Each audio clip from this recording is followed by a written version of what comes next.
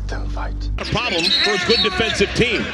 And Duran is fouled, and oh my goodness. And Musa's upset. Musa's really upset.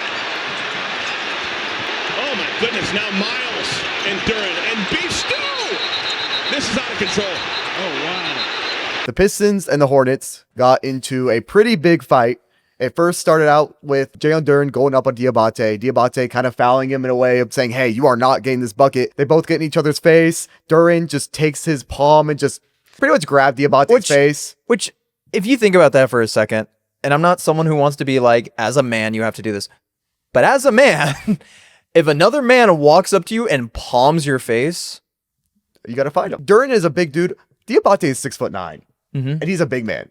You should have the ego to just want to do that to Duren if someone does that to you. Now, if someone does it to me, it is Jalen Duren. Unfortunately, I'm not doing anything back. I'd like to think I would. I really would. I'd have to use a gun because like I'm not doing that to Duren with this physique, with my 100 pounds less. I mean, just look at Diabate. He wants to fight Duren, and he did. And Duren kept going Diabate kept going at Duren. And then while this whole thing is going on and security is trying to break them up, here comes Miles Bridges in from the sidelines. I mean, he wasn't actually on the bench. He was in the game. But here he comes running in. Now he's trying to fight Duren. And then all of a sudden, in the corner of your eye, you see this big shape with dreads move into Miles Bridges, just ready to swing. I mean, Beef Stew, I can't say that I think what he did was great in terms of coming off the bench and fighting him, but that dude has created an identity for himself and he's stuck to it. He's about fighting. Like, he wants to fight. I think it was great. It was great for all of them that they did it.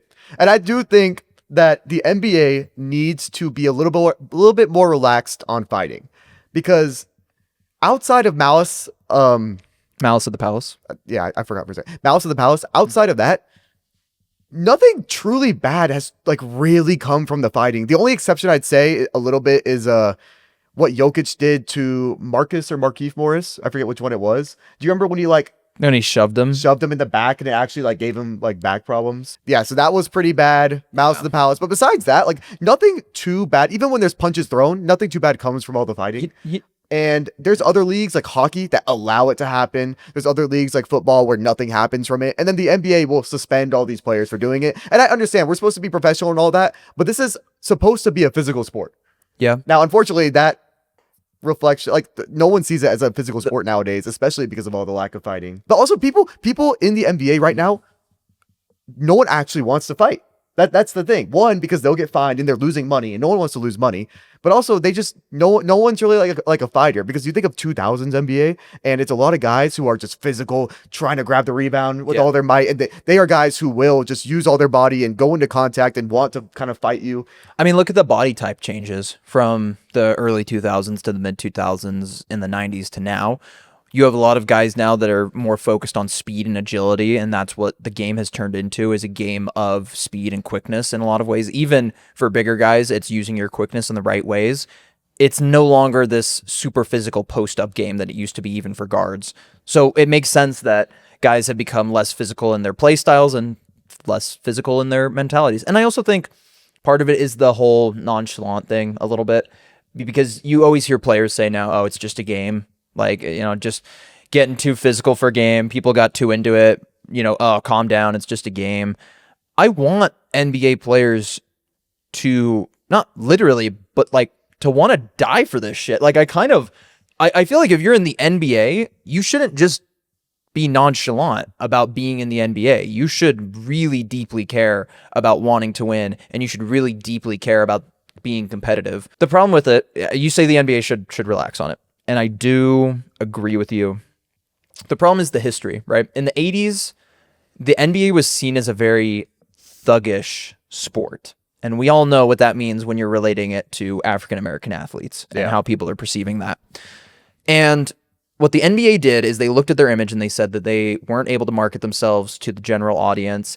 They were going to lose a lot of their financial support for their league, and they needed to change things. So they started changing regulations. David Stern started cracking down really hard on these players and what they're able to do in game, and punishments for fighting and punishments for physicality. Then we had rule changes where, we have stricter regulations for flagrant fouls, stricter regulations for technical fouls, all of these things. And then you had Malice at the Palace and just all of this culmination of strict, where now the NBA really doesn't want to go back to that. Like, the NBA, I think, is scared of going back to being a league that's viewed that way. And I think that's fair, but we are too far on the other end of the spectrum, where it is now seen as the softest league ever, where everyone just travels, everyone does this. I'm not gonna lie, if you're watching a clip of this, watch the whole podcast, and if you're watching the whole podcast, watch the whole thing, because I think a lot of these first 3 or 4 topics will all tie into one specific thing, and that is just unfortunately the image of the NBA right now.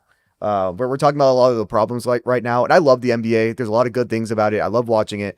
And that the reason why we talk about this is because we want it to be better. We want it to be the best product it can be. If you talk to the average person who's not an NBA or like specifically a basketball fan, they're watching college basketball way more than regular or the NBA, or they just gave up on basketball because they love the NBA and they don't want to get into college sports.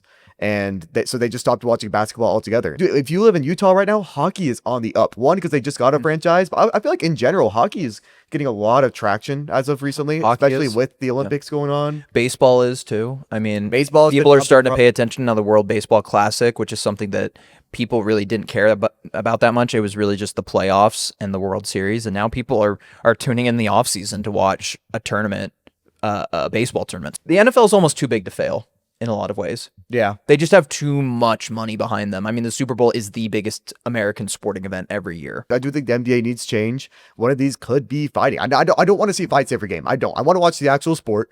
And I don't want to watch just people. If I want to watch people fight, I'd watch the MMA. I'd watch street beefs on YouTube. I'd watch UFC. There's other sports I'd rather, because these guys are huge, but they probably can't really fight compared to someone who like actually knows how to. But so I do want to actually watch the sport. But just let us get it a little bit more, because I don't like the fake tough thing where like 2 players kind of get at it a little bit and then immediately they don't even look to punch. They're just kind of they're just waiting for their teammates to hold them back. Part of the problem, this is the thing I'll end on, is that the whole idea of the NBA diminishing physicality has also made their players softer, but it's mentally. Everyone complains about foul calls all the time. Everyone's looking for a flagrant foul all the time.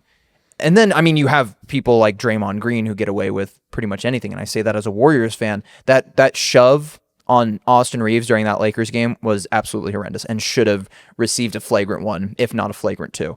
So I think there are things like that get really overlooked, which makes it really odd. It kind of goes against the NBA's whole message of wanting to bring the dirty stuff out of their game. But then you look at, where are you going? Then you look at this whole Moussa Diabate Jalen Duren fight and how it started. Jalen Duren had a very soft reaction, is my personal opinion. Now, I don't know what was said. I wasn't on the court. From what I could see, Moussa Diabate did not even foul him that hard. So for him to get up in Moussa's face, and Moussa was also talking, so maybe that is what incentivized it. But if it's just based on the foul, then I think that is a vast overreaction. And I don't necessarily point at Jalen Duren and say that's just Jalen Duren. It's just a reaction I've seen from a lot of NBA players. It's a physical sport. You're going to get hit. You're going to get grabbed. And there shouldn't be any easy buckets. Teams should have the mentality of no easy buckets. I feel like that's a totally fair mentality to have. And I don't feel like you should get butthurt over that. So I think increasing the physicality and allowing the NBA to be more physical will also decrease what is hurting viewership more than that, and that is the degree to which players complain about calls.